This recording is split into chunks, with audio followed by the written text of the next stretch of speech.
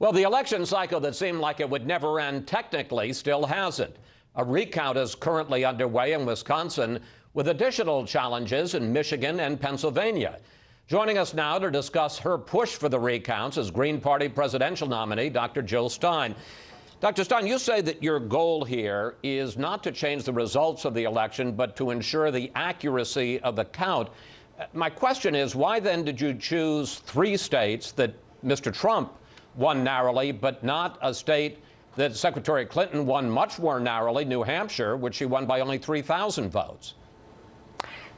We didn't go into New Hampshire mainly because the deadline for filing a recount had passed.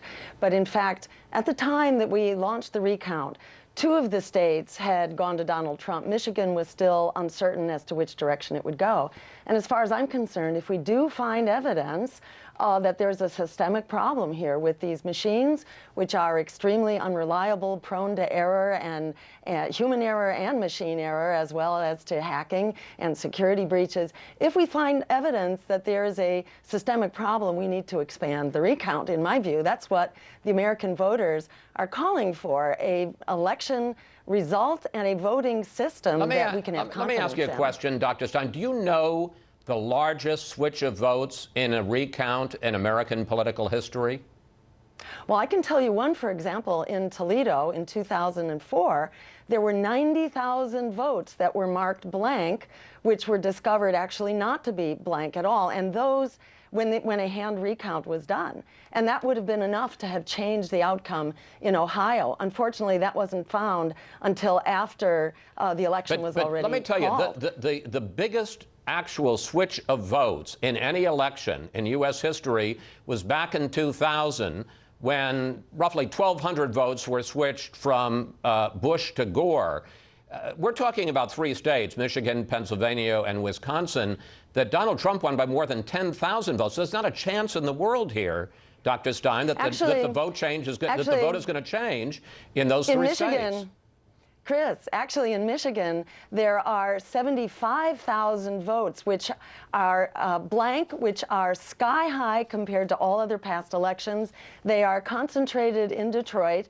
That's 75,000 votes, which may very well be machine error or human error. That is about 7 times the margin of difference in Michigan. So these results could in fact change the outcome, but we don't know that until we actually examine the evidence, and that means a hand recount of the ballots. That is going forward. It's never happened. There's never been a 70,000 vote switch. The most there's ever been is 1,247. Let me ask you. That's actually not true.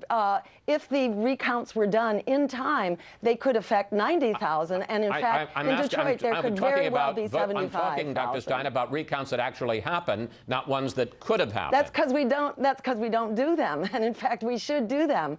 That's how we ensure that we have a system we can trust. And right now, as you know, Chris, cynicism and distrust is running wild. We need to address the fundamental concerns that the American voters are expressing. Dr. Stein, let's talk about what a lot of people think is the real point here, and that is, let's take a look at how much money you raised in your presidential runs. In 2012, you raised $893,000 in your presidential campaign. In 2016, $3.5 million. But for this recount, you've raised more than $6.5 million from almost 140,000 donors. Isn't that what this is really about, Dr. Stein, using this recount to raise lots of money and build your list of supporters?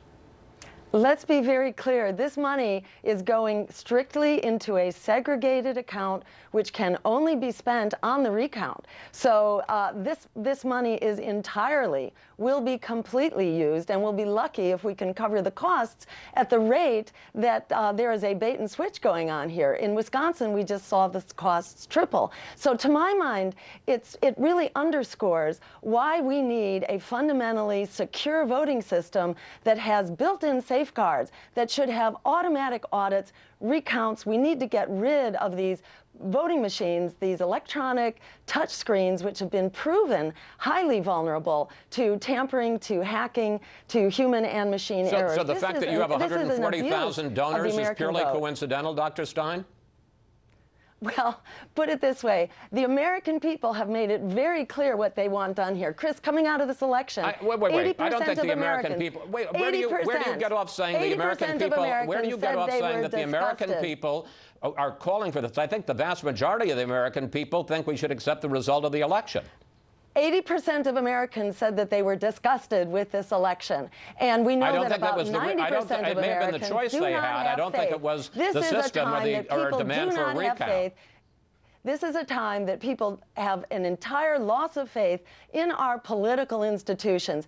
The way that the money is coming in from small donors makes it very clear. And in fact, a poll just last week showed the American people support the recount and that they feel that if Donald Trump was in the reverse position, he would be doing exactly the same thing. Remember, he said that it was a rigged system and that he was not going to accept the result. So he has articulated what many Americans feel. It's time to respect the views of the American voter and ensure that we have a voting system. Well, some would say that the views of the American voter were that Donald Trump was elected president. You've now decided to... Well, remember what the voters said by the Electoral College, not by the National Popular Vote. If I may ask my question, Dr. Stein, you've now decided to go to the federal court to try to get a recount in Pennsylvania after the state court said that you would have to post, or your supporters would have to post, $1 million bond, and you said they can't afford that. You're going to hold a news conference tomorrow in front of Trump Tower. What's he got to do with it?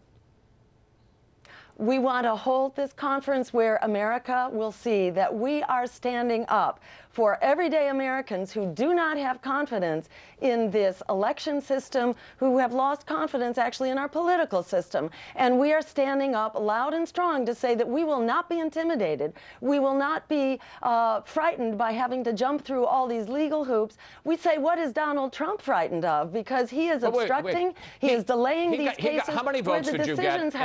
Dr. Stein, how many votes did you get in this election? Excuse me, how many votes did Donald Trump get? He got about 2.5 million less votes. He got 62.5 million votes. Less votes than Hillary Clinton. So I think the American people are How many votes owed did you get, Dr. Stein? Explanation here of what is going Dr. Stein, on. could you answer the question? Know until you look at the evidence. How many votes did you get? I am not going to be the beneficiary of this one way or the other. That's why I can do this, because I am a nonpartisan. But he got 62.5 million votes. How many did you get? I mean, the question really is who's speaking for American voters, him or you? This is not about Donald Trump. It's not about Hillary Clinton. It's not about my campaign. It's not about Gary Johnson. This is about the American voters who deserve to have a voting system we can trust. When something like 75,000 votes in Detroit may in fact be an error, because why would people come out in Detroit, fill in all the other positions but not vote for president? Dr. Stein, this is a little bit suspicious. We deserve to know what's going on, because that could in fact change the outcome of the vote in Michigan. The third presidential debate, Dr. Stein, I asked Donald Trump whether he would accept the result of the election and the principle of the peaceful transfer of power. Here's what he said. Are you saying you're not prepared now to commit to that principle? What I'm saying is that I will tell you at the time. I'll keep you in suspense. Well, okay? Chris, let me respond to that, because that's horrifying. You know, every time Donald thinks things are not going in his direction, he claims whatever it is rigged against him. Dr. Stein, at that time, a lot of liberals' heads exploded because Donald Trump wouldn't accept the results of the election. Aren't you doing precisely that right now? Aren't you doing exactly what Hillary Clinton called horrifying? I am not here to help Hillary Clinton or to express her point of view. In my view, the recount should have happened in the Democratic primary as well, where there were also very suspicious results, where voters appeared to be stripped from the rolls in Brooklyn, where hundreds of thousands of votes went uncounted in California. This is not about helping Democrats. It's not about helping Republicans. I didn't ask you that. I asked you. That's not the question I asked you, Dr. Stein. I asked you, why not accept the results of the election? Because what you're doing is exactly what Hillary Clinton said was horrifying. I don't care what Hillary Clinton thinks about this, and I care what the voters think about this, not what the politicians or the pundits or the party operatives think about this. This is about responding to the American voters who are standing up and saying we deserve an election system that we can trust and that is accurate, that is secure against hacking, against human error, against machine error, and that in which the votes are being counted. Because right now it's not clear that all the votes are being counted. We deserve Dr. that. Stein? So we can go forward with an election system that we can trust. Dr. Stein, thank you. Thanks for joining us today, and we'll stay on top of the recount.